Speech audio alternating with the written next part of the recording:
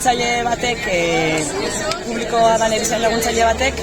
erizain publiko subkontratatu, azpikontratatuko baten aldeko 25%ko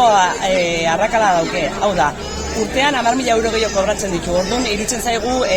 arrakala argita garbi ikusten dela, adibidez ordiziko residentzi batean. Eta horren aurkako borroka iruditzen zaigu ezinbestekoa dela, izan ere lan berdina iteagatik, asko gutxiago kobratzen dugulako urten, eta gure lan baldintzak ere kaskarago dirako, ez da bakarrik diru asuntoa, beste lan baldintza batzuk dauzkie, eta iruditzen zaigu horrekin amaitu behar daula, lan berdina iteagatik, ezin da langile batek ez daukezatik gehiago kobratu beharrik, eta bere lan baldintzak hobek izan behar. Igoera txiki bat izan deu, baina pentsatzen deu urte guztio gagoen poderioz eta pandemien ondoren, sufritu gendun ondoren, ez daukeu inungo berrikuntzaik, eta iruditzen zaigu badala garaia hitzarmen bat eukitzekoa, fundamentuzkoa Gipuzkoa mailan izan ere,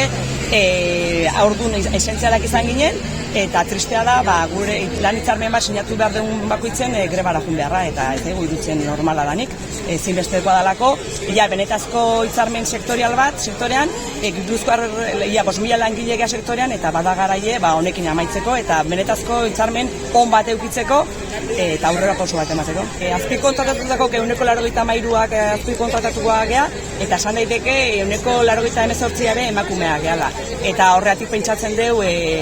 honek badaukela zer rundin diorakoa, izan ere argi ikusten da emakume gehala sektor honetan 188 gutxi gora bera lan egiten deunak, eta horrek badauke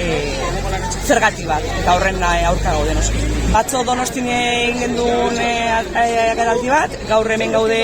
Gipuzkoako eskualde desberdinetan, eta bihar Donostin egingo deu zinemaldia dalata, zaintzaldia deritzogun bat, eta espero deu, bintxet aldundiak aurrera pauso bat kontuatzen geha, aldundiak ahoa egikitzen zaiela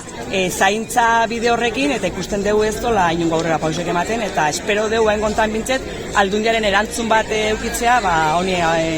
irtenbide bat emateko. Ino egitzai gustatzen gure aitonamonak greba egunetan zerbitzu minimotan ustea, baina eskez dauko beste.